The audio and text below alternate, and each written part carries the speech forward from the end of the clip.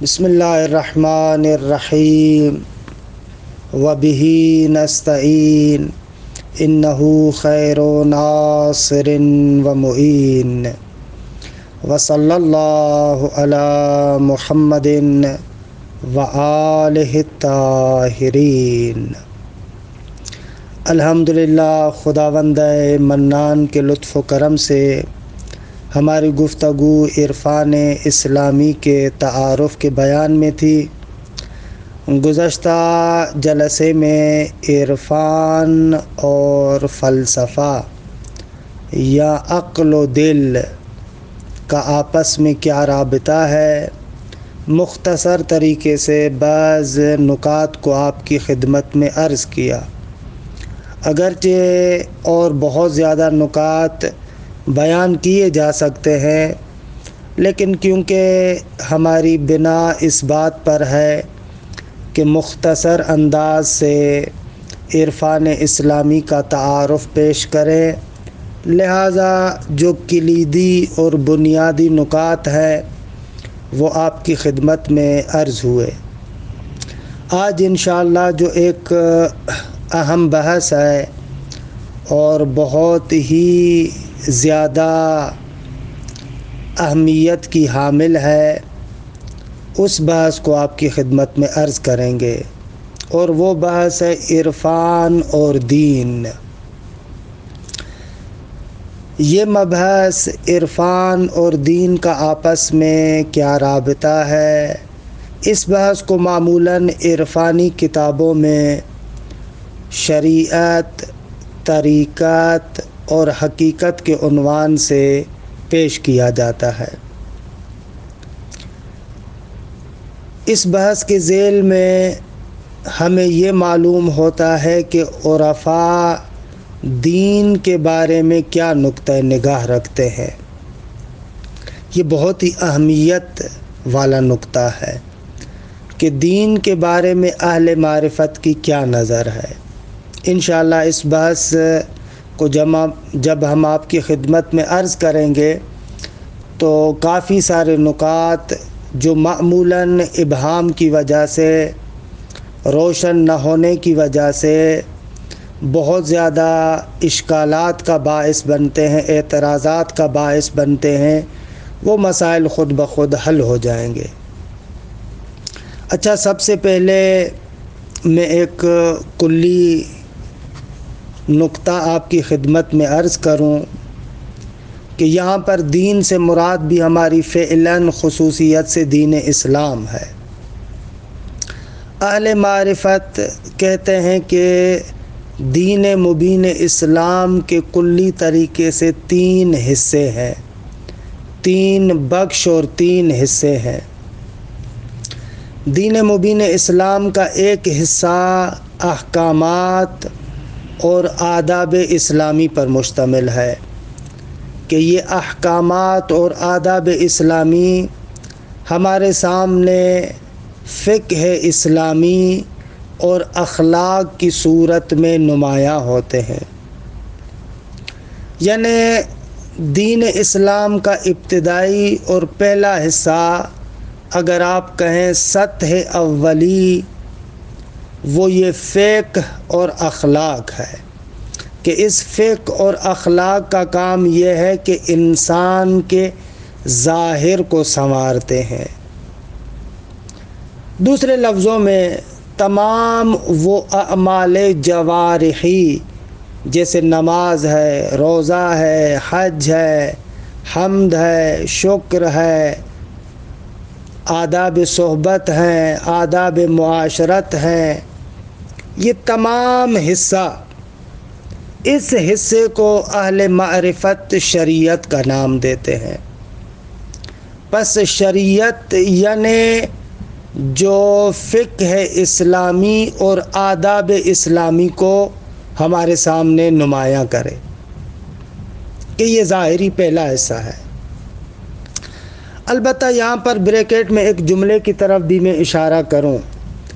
جب بھی لفظ شریعت کو اہل معرفت استعمال کرتے ہیں تو لفظ شریعت کے 2 معنی ہوتے ہیں۔ ایک شریعت کا خاص معنی، یا آپ کہیں شریعت بالمعنی الاخص۔ شریعت کا خاص معنی یہی ہے جو ابھی ہم نے آپ کی خدمت میں عرض کیا،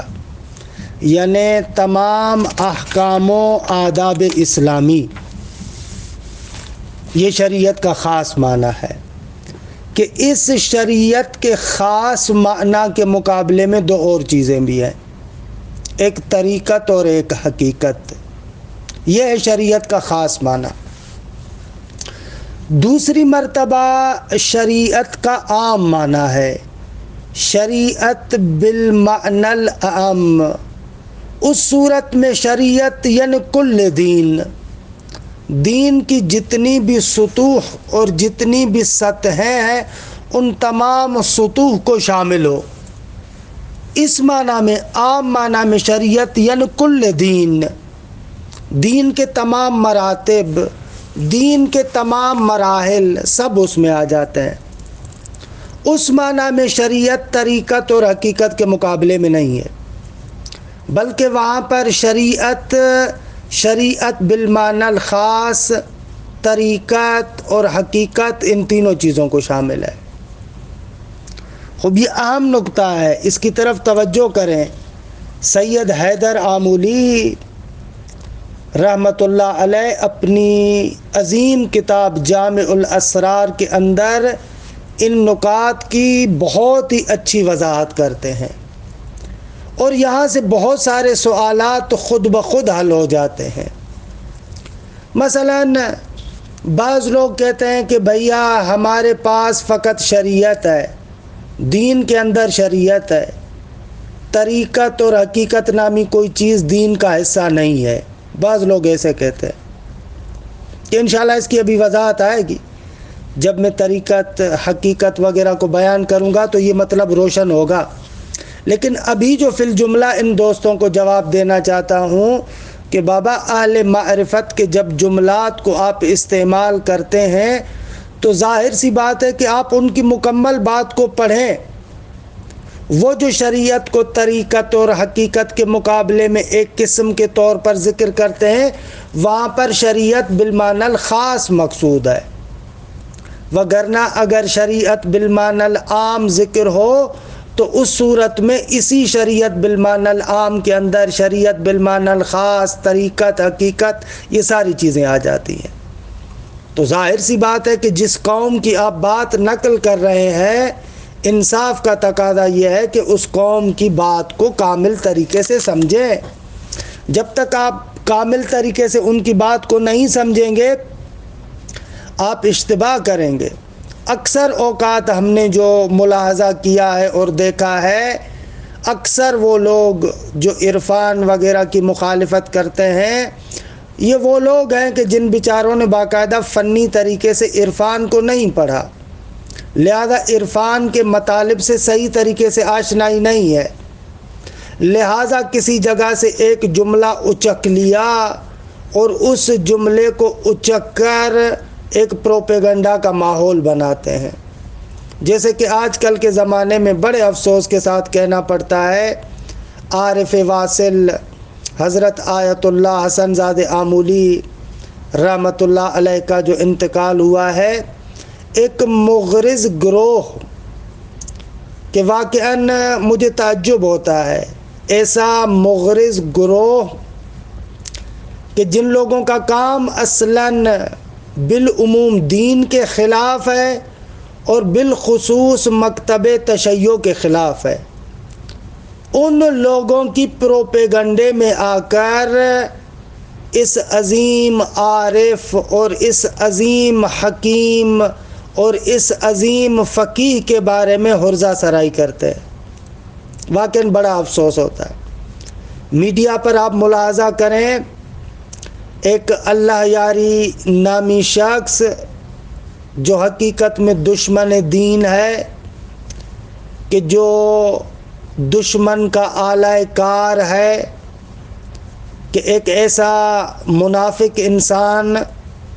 کہ جس نے پہلے تو روحانیت کا لباس پہنا اور بعد میں جا کر انگلینڈ کے اندر بیٹھ کر یا انہی مغربی ممالک میں سے کسی ایک جگہ پر بیٹھ کر اس کا کام ہمیشہ یہی ہے کہ مومنین کے درمیان انتشار پھیلائے، مومنین کے درمیان انتشار پھیلائے، اختلاف پھیلائے، کیونکہ عالمی سامراج اس نقطے کو بخوبی جانتا ہے کہ مکتب تشیع کے اندر چند چیزیں ایسی ہیں جو ان کو مضبوط کیے ہوئے ہیں۔ ان میں سے ایک اہم ترین چیز جو مکتب تشیع کی قوت کا باعث ہے وہ یہ ہے کہ اہل بیت اطہار کی جانب سے متعارف کروایا ہوا نیابت عامہ کا سسٹم ہے۔ لہذا یہاں پر ہر ایک بندے کی ہوا و ہوس کی بات نہیں ہوتی، بلکہ ایک خاص سسٹم کے تحت مرجعیت کا نظام حاکم ہے، اور ظاہر سی بات ہے کہ یہ مرجعیت کا نظام جہاں پر مکتب کے حدود اور باؤنڈریز کی حفاظت کرنے کے لیے ایک بہترین سسٹم ہے، اسی طرح موجودہ دنیا کے اندر طاغوت اور استعمار کے مقابلے میں ایک سیسا پلائی دیوار کے عنوان سے ظاہر ہو رہا ہے۔ آج کل کی دنیا میں جہاں پر تقریباً دنیاوی ممالک، مختلف ادیان، صہیونیت اور اس قسم کے استعمار کے سامنے گھٹنے ٹیک چکے ہیں، اس جگہ پر فقط یہ مکتب تشیع ہے، اور مکتب تشیع کے اندر موجود یہ مرجعیت ہے جو اس کو قبول نہیں کرتی۔ اچھا، اب انہوں نے مختلف طریقوں سے مکتب تشیع کو اور یہ جو استقامت والا سسٹم ہے اس کو کمزور کرنے کے لیے مختلف حربے چلائے ہیں۔ ان مختلف حربوں میں سے ایک حربہ یہ ہے کہ منافقین، ایسے لوگ کہ جو دین فروش ہیں، جو آیات الہی کو نہایت معمولی قیمت کے عوض بیچ دیتے ہیں، ایسے افراد کہ جن افراد نے خود اپنے آپ کو بیچ دیا ہے، ایسے افراد ہر فرقے کے اندر پیدا کیے گئے ہیں۔ خصوصیت سے میں فعلاً فقط مکتب تشیع کی بات کروں کہ اس کے اندر ایک شیعت کا ایک ایسا ورژن متعارف کروایا ہے کہ جو ورژن ان لوگوں کی خواہشات کے مطابق چلتا ہے، جیسے وہ لوگ کہیں گے عالمی سامراج کہے گا، اسی چیز کو یہ لوگ دین سمجھیں گے۔ انہی افراد میں سرے فہرست آپ کو یاسر الحبیب اور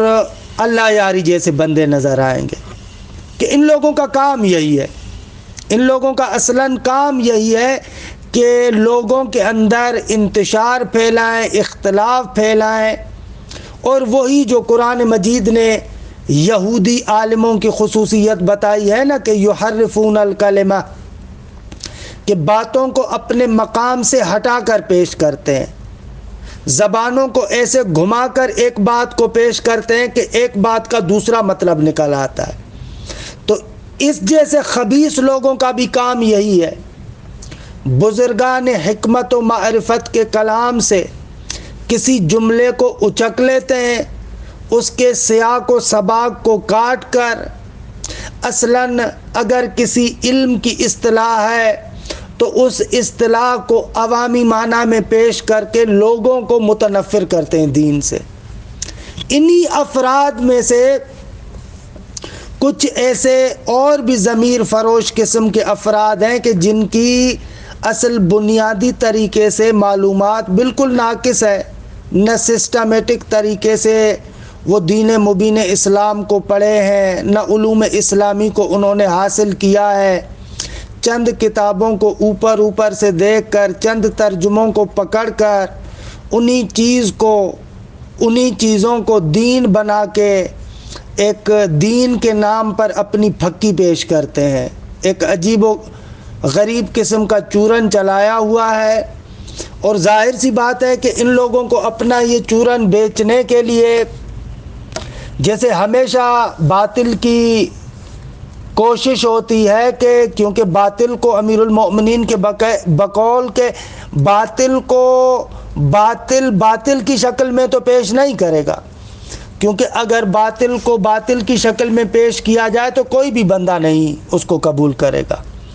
تو یہ لوگ کیا کرتے ہیں، اس باطل پر حق کا رنگ چڑھانے کی کوشش کرتے ہیں۔ یہاں پر آتے ہیں ائمہ اطہار کے نام کو یوز کرتے ہیں اور استعمال کرتے ہیں۔ جیسے عالم اسلام کے اندر ایک تکفیری گروہ آپ دیکھتے ہیں، وہ کیا کرتے ہیں، صحابہ کے نام کو یوز کرتے ہیں، استعمال کرتے ہیں اور امت مسلمہ کے اندر افتراق پھیلانے کی کوشش کرتے ہیں۔ یا ان سے بڑھ کر وہ جو سلفی ہیں، ان لوگوں کا طریقہ کیا ہے، وہ توحید کا نام استعمال کرتے ہیں۔ شیعوں کے بارے میں جب وہ برا بھلا کہتے ہیں تو ظاہر سی بات ہے کہ پہلے اپنی بات پر حق کا رنگ چڑھانے کی کوشش کرتے ہیں۔ وہ لوگ کہتے ہیں یہ مشرک ہیں، یہ لوگ توحید کے برخلاف کام کرتے ہیں، ان کی روایات توحید کے برخلاف ہے، یہ لوگ نعوذ باللہ ائمہ اطہار کو خدا اور رب قرار دیتے ہیں، نعوذ باللہ یہ لوگ غالی ہیں۔ اس قسم کی تعبیرات کو استعمال کر کے توحید کو بہانہ بنا کر یہ لوگ پہلے ہم لوگوں کو مشرک بناتے ہیں، کافر بناتے ہیں، پھر سادہ لوح افراد کے درمیان جو بیچارے مسائل کو نہیں سمجھتے، جو بیچارے توحید سے محبت کرنے والے ہیں، پروردگار عالم کی ذات سے محبت کرنے والے ہیں، ان لوگوں کو استعمال کرتے ہیں۔ یہ باطل کا پرانا ایک جسے کہا جائے نا کہ حربہ ہے، وہ ایسے ہی کرتے ہیں۔ اسی طریقے سے یہ جہلا کا ٹولہ جو اہل معرفت اور بزرگان کے بارے میں برا بھلا کہتا ہے، اس ٹولے کا کام بھی یہی ہے۔ بزرگان اہل معرفت کے کلمات سے ایک جملہ اچک لیتے ہیں، اب نہ اس علم کا ان کو پتہ ہوتا ہے، نہ اس علم کی ایک اصطلاح کو جانتے ہیں، نہ اس نظام کا ان کو پتہ ہوتا ہے، بس ایک جملہ اچک لیا اور پروپیگنڈا کرنا شروع کر دیتے ہیں۔ عزیز من، دنیا کے اندر جتنے بھی اہل علم حضرات ہیں، میں نہیں کہتا اصلاً شیعہ ہو، میں نہیں کہتا اصلاً مسلمان ہو، میں نہیں کہتا اصلاً دیندار ہو، کوئی بھی باضمیر انسان ہو، پڑھا لکھا انسان ہو، اس انسان سے جا کر آپ پوچھیں گے کہ آقا میں نے اگر فلاں مکتب پر نقد کرنا ہے تو طریقہ کار کیا ہے، تو وہ کہے گا پہلے تمہیں اس مکتب کا علم ہونا چاہیے، اس مکتب کی اصطلاحات کو تم جانتے ہو، اس نظام کا تمہیں پتہ ہو۔ لیکن بڑے افسوس کے ساتھ کہنا پڑتا ہے کہ ایسے افراد جو عرفان کے بارے میں آ کر نظر دیتے ہیں اور عرفان کے بارے میں آ کر گفتگو کرتے ہیں کہ جن کو علم عرفان کی ایک ابتدائی ترین اصطلاح کا پتہ نہیں ہے، اہل معرفت کی کتابوں سے ایک جملہ اچکتے ہیں، ان کو پتہ نہیں ہے کہ اہل معرفت اس سطر کے اندر اپنے نظام کے اعتبار سے کیا کہنا چاہ رہے ہیں، اصلاً ایک ذرہ پتہ نہیں ہے، لیکن اس کے باوجود آ کر اس جملے کو اٹھاتے ہیں، اپنا عرفی معنی کرتے ہیں اور اس کے بعد اہل معرفت کے خلاف بکواس کرنا شروع کر دیتے ہیں۔ یعنی واقعاً میرا دل خون ہے کہ چند دنوں سے یہ جو میں میڈیا پر دیکھ رہا ہوں کہ اس عظیم مکتب تشیع کے فخر کو کہ جو ذوالفنون تھا، ہر فن کے اندر جو ید طولہ رکھتا تھا، جس نے اپنی پوری زندگی علم و عمل میں گزار دی، علامہ حسن زادہ آمولی، یعنی واقعاً اگر آپ اس کی حدیث شناسی کو دیکھیں تو نہج البلاغہ کی شرح جو مرزا حبیب اللہ خوئی نے لکھی، ناقص لکھی، مکمل نہیں کر پائے، اس شرح نہج البلاغہ کو یہ مکمل کرتے ہیں حدیث شناسی میں۔ اگر آپ تفسیر کے اعتبار سے دیکھیں، تفسیر منہج الصادقین کو کتنا منقع، منظم اور کتنے خوبصورت انداز سے پیش کیا، اور تفسیری جو بیانات ہیں، اسی طریقے سے فقہ کے اندر عروے پر ان کا تعلیقہ موجود ہے.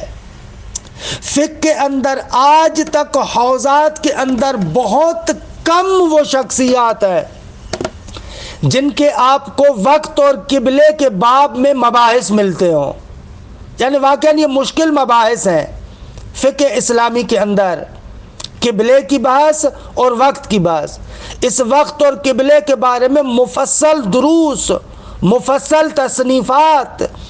اس فقیہ کے آپ کو ملیں گے، آثار آج بھی موجود ہے. اسی طریقے سے حوزے کے اندر ایسے ایسے شاگردوں کی تربیت کی کہ اگر کسی ایک شاگرد کو آگے کیا جائے تو اصلاً عالم اسلام کے لیے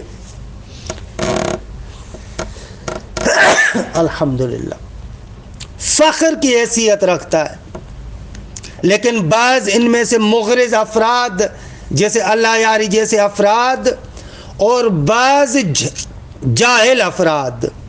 جیسے کوئی ہے، میں نے سنا ہے یورپ کے اندر ایک کوئی ڈرائیور ہے، اللہ اس کا نام بھی مجھے نہیں آتا، کہتے ہیں مولائی سدھو کے نام سے. اس طریقے سے کہ ایک بندہ ہے جو ان اہل معرفت کے شان میں گستاخی کرتا رہتا ہے. بہرحال ہمیں کئی مرتبہ موقع ملا کہ اس کے ساتھ گفتگو کریں، لیکن خدا جانتا ہے، وگرنہ اس شخص کے بارے میں تجزیہ نہ کرتا. لیکن کیونکہ اس شخص کا جو طریقہ ہے اہل معرفت کے نام پر گستاخی کرنا، برا بھلا کہنا، عالم تشیع کی بڑی بڑی شخصیات کے خلاف بکواس کرنا،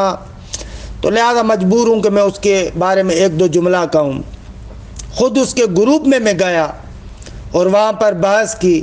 لیکن وہی جو دوستان کہہ رہے تھے کہ یہ بندہ جاہل ہے، خدا جانتا ہے عربی کی ایک سطر کو نہیں پڑھ سکتا یہ بندہ، لیکن وہاں پر دھوس کیا جماتا ہے، وہاں پر لوگوں کو بیوقوف کیسے بنانے کی کوشش کرتا ہے کہ ائمہ اطہار نے ایسے کہا ہے، علماء نے ایسے کہا ہے، ائمہ کے نام کا مس یوز کرتا ہے. حالانکہ اس بندے کو روایت کا پتہ ہی نہیں ہے کہ روایت صحیح ہوتی ہے یا صحیحہ ہوتی ہے. اصلاً خبر اور سنت کے اندر کیا تفاوت ہوتا ہے ان ابتدائیات کا پتہ نہیں ہے. لیکن عالم اسلام کی جو بڑی بڑی شخصیات ہیں، استاد شہید مرزا مطہری، امام خمینی جیسی شخصیات، ان کے خلاف یہ زبان درازی کرتا ہے. کہ بہرحال الحمدللہ تقریباً جو ہم نے سوشل میڈیا پر دیکھا ہے، اکثریت قاطع افراد اس بندے کی حقیقت کو جانتی ہے کہ یہ ایک جاہل بندہ ہے، اور اسی کی جانب سے پروپیگنڈا بھی ہو رہا ہے. یا وہ اللہ یاری کہ اصلاً جیسا کہ جہاں سے بات بھی نکلی تھی، معاف بھی کیجیے گا کہ اس بحث کے دوران میں ان مباحث کی طرف نکل گیا، لیکن واقعاً دل خون روتا ہے جب اس قسم کے حالات کو انسان دیکھتا ہے. اللہ یاری اصلاً جس کا کام مرجعیت کے خلاف، دین کے خلاف پروپیگنڈا کرنا ہے، وہ بندہ آ کر کسی عبارت کا ایک ٹکڑا نقل کر کے، متشابہ عبارت کو نقل کر کے علامہ حسن زادہ آمولی کی توہین کرتا ہے. اور یہ اس قسم کے نادان جاہل لوگ سدھو جیسے اس کو بہانہ بنا کر اس بزرگوار کے بارے میں برا بھلا کہتے ہیں. ہم اس بات سے اتنے نالاں اور خفا نہیں ہیں کہ ان بزرگان کے خلاف اتہامات کیوں ہو رہی ہیں، جو کائنات کے اندر اعظم ترین ذات ہے، پیغمبر ختمی مرتبت صلی اللہ علیہ وآلہ وسلم. جب ان پر اتہامات لگائے گئے تو ان کے مکتب کے یہ جو ادنا شاگردین ہیں، ان کے خلاف اتہام کوئی نئی بات نہیں ہے. لیکن یہ وضاحت فقط اس لیے کر رہا ہوں، اس لیے ان نکات کی توضیح دے رہا ہوں کہ یہ قطاع الطریق ہے، یہ رہزن ہے راہ الہی پر. جو افراد آنا چاہتے ہیں ان کا یہ لوگ شکار کرتے ہیں. یہ ان لوگوں کا کام یہی ہے، لہذا ان لوگوں سے خبردار رہے. اگر ان کے اندر کوئی ایک بھی، کیونکہ ہم نے اکثر مختلف مقامات پر ان لوگوں کی بدتمیزی کو دیکھتے ہوئے اکثر مقامات پر ان کو کہا ہے کہ اگر آپ لوگوں کے اندر غیرت ایمانی ہے تو کسی بھی منصف گروپ پر آئیں اور وہاں پر بیٹھ کر ہم لوگ عالمانہ گفتگو کریں، لیکن یہ لوگ نہیں آتے، یہ لوگ صرف نام استعمال کرتے ہیں، بزرگان کا نام استعمال کریں گے، یہ لوگ فقط اور فقط ائمہ اطہار کا نام استعمال کرتے ہیں، وگرنہ حقیقت میں ائمہ اطہار کے مکتب سے برحال ان کا دور دور کا واسطہ نہیں ہے۔ خوب یہ ایک حاشیہ اور بریکٹ تھا جو بہت ہی لمبا ہو گیا، اس بریکٹ کو بند کرتے ہیں، اپنی بات کی طرف آتے ہیں کہ عرفاء دین اسلام کو 3 بخشوں اور 3 حصوں میں تقسیم کرتے ہیں۔ ایک حصہ وہی جو عرض کیا کہ مجموعہ احکام اور آداب اسلامی، کہ جس کو شریعت بالمعنی الاخص کہتے ہیں۔ یہ لوگ دین کا ایک اور حصہ ان مسائل سلوکیہ اسلام کو قرار دیتے ہیں کہ جن مسائل کے اندر مختلف مقامات اور منازل کو طے کر کے انسان تقرب الی اللہ کی منزل تک پہنچتا ہے، کہ یہ وہ مسائل ہیں کہ جن مسائل کے نتیجے میں انسان کو مقام عند اللہ اور اخلاق الہی سے تخلق حاصل کرنے کا موقع ملتا ہے، کہ اس بخش کے بارے میں مفصل گفتگو عرفان عملی کے مباحث میں کر چکا ہوں کہ یہ بخش وہی عرفان عملی کو تشکیل دیتا ہے کہ تمام اعمال جوانحی اور قلبی، اندرونی، باطنی، کہ جن کو معاملات قلبی کے نام سے یاد کیا جاتا ہے، یہ سارے مسائل اس دین کے اس دوسرے حصے میں یہ لوگ مورد بحث قرار دیتے ہیں کہ اس کو یہ لوگ طریقت کہتے ہیں۔ بس طریقت دین سے ہٹ کر کوئی چیز نہیں ہے، ابھی میں عرض کروں گا، تفصیلات عرض کر رہا ہوں ابھی آپ کی خدمت میں، لیکن ابھی صرف مقدمہ ہے۔ تیسرا دین کا بخش اور حصہ دین کا نظام ہستی شناسانے ہے۔ اسلام کے اندر ان تمام موجودات کے بارے میں جو ایک نظام مند طریقے سے گفتگو ہے، حقیقت ہستی کے بارے میں گفتگو، کہ یہ وہی مباحث ہیں جن کو عرفان نظری کے عنوان سے ہم نے آپ کی خدمت میں عرض کیا تھا، یعنی یہاں پر توحید، اسماء و صفات حضرت حق، افعال حضرت حق، ان کے بارے میں گفتگو ہوتی ہے۔ دین کے اس بخش اور حصے کو اہل معرفت حقیقت کے نام سے تعبیر کرتے ہیں۔ بس اگر آپ دیکھیں بقول سید حیدر آمولی کے کہ یہ جو 3 لفظ استعمال کیے جاتے ہیں، شریعت، طریقت، حقیقت، یہ دین کے مختلف پہلو اور مختلف جنبے اور مختلف حصے ہیں، کہ ان تینوں حصوں کو اگر آپ مجموعی طریقے سے دیکھیں تو یہ دین کا حصہ قرار پاتے ہیں۔ بقول سید حیدر آمولی کے کہ جو بندہ حضرت ختمی مرتبت صلی اللہ علیہ وآلہ وسلم کو اپنے لیے اسوہ قرار دیتا ہے، کامل اسوہ اسی وقت انسان قرار دیتا ہے جب ان تینوں چیزوں کو لے لیتا ہے، کہ یہاں پر عبارت سید حیدر آمولی کی بہت ہی خوبصورت ہے، ہم اس عبارت کو تیمناً و تبرکاً پڑھتے ہیں۔ وہاں پر جامع الاسرار صفحہ نمبر 345، وہاں پر سید حیدر آمولی فرماتے ہیں: اعلم ان الشریعت عبارت عن تصدیق افعال الانبیاء قلبا والعمل بموجبها، کہتے ہیں جان لیں شریعت یہ ہے کہ افعال انبیاء کو قلباً آپ تصدیق کریں، جو جو انہوں نے کام کیے اس کی قلبی طور پر تصدیق کریں اور اسی کے مطابق عمل کریں، یہ شریعت ہے۔ والطریقت عبارت عن تحقیق افعالہم واخلاقہم فعلاً والقیام بحقوقہا، اور فرماتے ہیں کہ طریقت کیا ہے؟ خوب کہتے ہیں طریقت یعنی وہ جو افعال انبیاء ہے، وہ جو خلق و خوی انبیاء ہے، ان کو اس طریقے سے ادا کریں کہ ان تمام کے حق و حقوق کی ادائیگی ہو جائے، یہ طریقت ہے۔ والحقیقہ، اور حقیقت کیا ہے؟ عبارت عن مشاہدت احوالہم ذوقاً والاتصاف بہا، اور حقیقت نام ہے اس چیز کا کہ ان کے احوال کو مشاہدہ کریں، البتہ ذوقاً یعنی کشف و شہود کے ذریعے سے، اور ان حالات کے ساتھ انسان متصف ہو۔ اچھا کیوں؟ اس لیے کہ لِأَنَّ الْأُسْوَةَ الْحَسَنَةَ فِي قَوْلِهِ تَعَالَى لَقَدْ كَانَ لَكُمْ فِي رَسُولِ اللَّهِ أُسْوَةٌ حَسَنَةٌ، یہ اسوہ حسنہ لا يتحقق الا بها، کیونکہ اسوہ حسنہ جو نمونہ عمل خداوند متعال نے پیغمبر ختمی مرتبت صلی اللہ علیہ وآلہ وسلم کی ذات کو ہمارے لیے قرار دیا ہے، یہ اسوہ حسنہ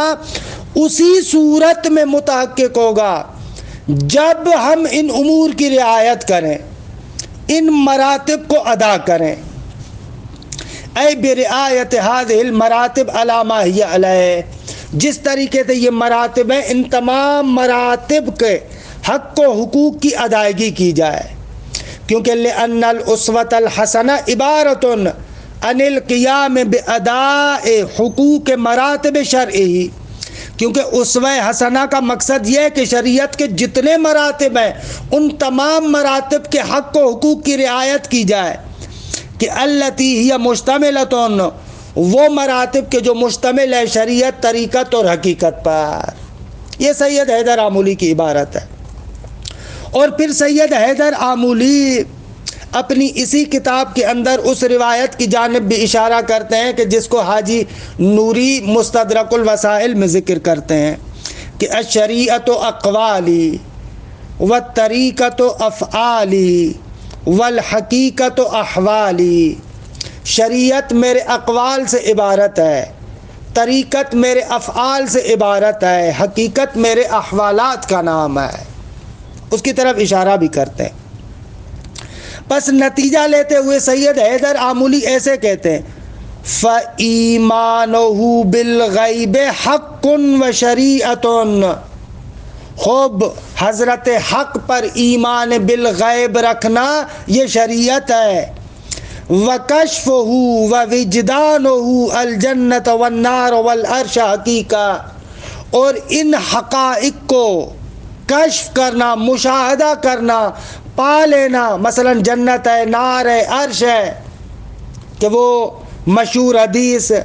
حارث ابن مالک والی جو شیعہ سنی منابع کے اندر نقل ہوئی ہے، کہ مشہور قصہ ہے کہ پیغمبر ختمی مرتبت کی محفل میں یہ نوجوان آتا ہے اور پیغمبر اکرم فرماتے ہیں کیف اصبحت، اے حارث ابن مالک تو نے کس عالم میں صبح کیا؟ تو وہ فرماتا ہے کہ یقین کے عالم میں میں نے صبح کیا۔ تو پیغمبر ختمی مرتبت فرماتے ہیں کہ یقین کی علامت ہوتی ہے، تمہارے یقین کی علامت کیا ہے؟ تو وہ کہتا ہے کہ یا رسول اللہ گویا کہ میں دیکھ رہا ہوں کہ عالم محشر بپا ہے، حساب و کتاب برپا ہے، میں دیکھ رہا ہوں جنتی جنت میں جا رہے ہیں، جہنمی جہنم میں جا رہے ہیں، جنت و نار کو میں دیکھ رہا ہوں۔ خوب یہ روایت ہے جو شیعہ سنی دونوں منابع کے اندر نقل ہوئی ہے۔ اس روایت کو مد نظر رکھتے ہوئے مرحوم سید حیدر آمولی فرماتے ہیں کہ ایمان بالغیب، جنت و جہنم و عرش پر ایمان بالغیب رکھنا شریعت ہے، لیکن اس حارث ابن مالک کی طرح اس کا کشف و شہود کرنا یہ حقیقت ہے۔ وَزُهْدُهُ فِي الدُّنْيَا وَسَهْرُهُ وَظَمْئُهُ طریقہ، اس کا پوری رات سحر خیزی میں گزارنا، دنیا کے اندر زہد اختیار کرنا، یہ طریقت ہے۔ تو پس یہاں سے سمجھ میں آ رہا ہے کہ یہ جو تین اصطلاحات ہیں خوب یہ کل دین کے بارے میں ہے، ایسے نہیں ہے جیسے عام طور پر لوگ کہتے ہیں کہ بھائی طریقت ایک جدا چیز ہے، حقیقت ایک جدا چیز ہے، اور شریعت ان سے ہٹ کر جدا چیز ہے. نہ نہ نہ، مجموع دین کو آپ مد نظر رکھیں. دین کے یہ 3 حصے بنتے ہیں. بلکہ سید حیدر آمولی کہ خداوند متعال ان کے درجات کو بلند فرمائے، کہ بہت عظیم شخصیت تھی، کہ سید حیدر آمولی فرماتے ہیں کہ اگر حقیقت آپ دیکھنا چاہتے ہیں تو یہ کل دین کے لیے 3 درجے نہیں ہیں، دین کے ایک ایک حکم کے اندر یہ تینوں درجات پائے جاتے ہیں. مثلا ان کا معروف جملہ ہے نماز کے بارے میں. اب عام لوگ ایسے سمجھتے ہیں کہ شریعت جداگانہ چیز ہے، نماز کا تعلق شریعت سے، طریقت اور حقیقت کوئی جداگانہ چیز ہے. سید حیدر آمولی فرماتے ہیں نہ، یہی جو نماز ہے، الصلاۃ خدمۃ، الصلاۃ قربۃ، الصلاۃ وصلۃ، یہی نماز شریعت بھی ہے، یہی نماز طریقت بھی ہے، یہی نماز حقیقت بھی ہے. اس اعتبار سے کہ الصلاۃ خدمۃ مولا نے امر کیا ہے، مولا کے امر کی بجا آوری ہے، اس اعتبار سے دیکھا جائے تو نماز شریعت ہے. الصلاۃ قربۃ، یہی نماز انسان کو خدا کے قریب لے کر جاتی ہے. خوب اس نماز کا یہ باطن ہے، اس اعتبار سے یہی نماز طریقت ہے. والصلاۃ وصلۃ، یہ نماز پروردگار عالم کی بارگاہ تک پہنچاتی ہے، اس اعتبار سے یہ نماز حقیقت ہے. تو عزیزان مان، یہ جو عام طور پر آپ سنتے ہیں شریعت طریقت حقیقت 3 جدا جدا گانا چیزیں ہیں، اس طریقے سے نہیں ہے. اہل معرفت کل دین کو ان 3 نگاہوں سے دیکھتے ہیں، 3 زاویوں سے دیکھتے ہیں. دین کو اس اعتبار سے، ظاہر کے اعتبار سے دیکھا جائے کہ دین پروردگار عالم کی جانب سے اوامر کا نام ہے. خوب اس اعتبار سے اگر آپ دین کو دیکھیں شریعت ہے، لیکن یہی جو ظاہر شریعت ہے، یہ طریق ہے، یہ راستہ ہے، انسان کو قرب الہی تک پہنچاتا ہے. آپ ہر عمل عبادی کو قربتاً الی اللہ کے عنوان سے پڑھتے ہیں. کبھی آپ نے غور کیا یہ قربتاً الی اللہ یعنی کیا؟ نعوذ باللہ آپ لکلکہ زبانی کرتے ہیں، آپ فقط زبان سے کہتے ہیں قربتاً الی اللہ، یا نہ واقعاً اس کی کوئی حقیقت ہے؟ اگر اس کی حقیقت ہے تو یعنی کیا؟ انسان خدا کے قریب ہوتا ہے یعنی کیا؟ خوب یہ جو قربت الی اللہ ہے، یہ جو عمل انسان کو خدا کے قریب بناتا ہے، اسی چیز کو اہل معرفت اسی چیز کو اہل معرفت طریقت کا نام دیتے ہیں. لیکن جیسے ہی انسان خدا کے قریب ہوتا ہے، ظاہر سی بات ہے کہ خدا کی بارگاہ میں وصول پیدا کرتا ہے، اسی چیز کا نام حقیقت ہے. تو بہرحال یہاں پر اہل معرفت کی مختلف تعبیرات ہیں. یہاں سے یہ لوگ آتے ہیں، کہتے ہیں کہ ایک لحاظ سے دیکھا جائے دین کے ظاہر کو شریعت کہتے ہیں، اسی شریعت کے باطن کو طریقت کہتے ہیں، اسی طریقت کے باطن کو حقیقت کہتے ہیں. ایسے یہ بالکل نماز کا یہ جو ظاہر ہے یہ شریعت ہے، یہی نماز جو قربتاً الی اللہ ہے یہ طریقت ہے، یہی نماز جو وصلہ ہے، خدا تک پہنچانے کا باعث بنتی ہے، وصال محبوب کا باعث بنتی ہے، یہ نماز حقیقت ہے. تو اہل معرفت یہ جو تعبیرات استعمال کرتے ہیں کہ شریعت ظاہر طریقت ہے، بالکل درست ہے. اسی نماز کے ظاہر کو شریعت کہتے ہیں، اس کے باطن کو طریقت کہتے ہیں. پھر وہ جو طریقت اور راستہ ہے قرب الی اللہ کا، اس کے باطن کو بھی اگر آپ دیکھیں تو اس کا باطن حقیقت بنتا ہے، وصال الہی کا باعث بنتا ہے. لہذا کبھی کبھار یہ لوگ اہل معرفت ایسے تعبیرات بھی استعمال کرتے ہیں، کہتے ہیں کہ شریعت قشر ہے، طریقت لب ہے، اور اس کے بعد حقیقت لب اللب ہے. کہ بعض لوگ اس مثال کو پروپیگنڈا کے طریقے سے پیش کرتے ہیں، حالانکہ سید حیدر آمولی کہ جنہوں نے اس شریعت طریقت اور حقیقت کے بارے میں جتنی مفصل بحث سید حیدر آمولی نے کی ہے عرفاء کے اندر شاید ہی کسی نے کی ہو. وہاں پر وہ مثال دیتے، دین اسلام کو تشبیہ دیتے اخروٹ کے ساتھ. کہتے اخروٹ کا ایک چھلکا ہوتا ہے، اس چھلکے کے اندر ایک گوہر ہوتا ہے، مغز ہوتا ہے اس کا، اور اس مغز کو بھی اگر پیس دیں تو اس کے اندر سے روغن نکلتا ہے. تو سید حیدر آمولی کہتے ہیں کہ یہ جو اخروٹ اور گردو کا چھلکا ہے یہ ظاہر، نہ کہ توہین نہیں کرنا چاہ رہے، کہہ رہے ہیں کیونکہ یہ چھلکا ظاہر ہوتا ہے نا، اوپر سے ہوتا ہے، اس قشر کو، چھلکے کو کہتے ہیں یہ شریعت ہے۔ یہاں پر توہین نہیں ہے، الیاذ باللہ، نعوذ باللہ، نہ بلکہ ظاہر کے لیے مثال فقط دے رہے ہیں، کیونکہ مجھے معلوم ہے بہت سارے لوگ اس مثال کو لے کر غلط معنی کرتے ہیں، غلط پروپیگنڈا کرتے ہیں۔ نہ عزیز مان، یہ ظاہر کے لیے مثال کے عنوان سے قشر ہے، یہ اس کے اندر جو مغز ہے وہ طریقت ہے، اسی مغز کا جو روح ہے، روغن، جوہر اور اسارہ، اس کو حقیقت کے نام سے کہتے ہیں۔ یا کبھی کبھار یہ لوگ بزرگان تعبیر استعمال کرتے ہیں، شریعت مقدمہ ہے طریقت کا، طریقت مقدمہ ہے حقیقت کا۔ خلاصہ کلام، آج کا وقت یہاں پر تمام ہوا، لیکن اس بحث کا ادامہ ہے، یہ بحث آگے چلے گی، کہ یہاں پر میں ذکر کروں گا کہ جس طریقے سے بعض عرفان کے مخالفین ان اصطلاحات کا غلط استعمال کرتے ہیں، اسی طریقے سے بعض جہلہ صوفیہ، جن کو عرفا خود کہتے ہیں جہلہ صوفیہ، جاہل صوفیہ، کہ جن کا دین و مذہب کے ساتھ کوئی تعلق نہیں ہے، وہ لوگ بھی آ کر ان اصطلاحات کا مس یوز کرتے ہیں، جہلہ صوفیہ۔ وہ لوگ کیسے مس یوز کرتے ہیں، انشاءاللہ اس کو میں آئندہ جلسے میں عرض کروں گا۔ خلاصہ کلام، پوری بات کا خلاصہ یہ ہوا کہ شریعت اور دین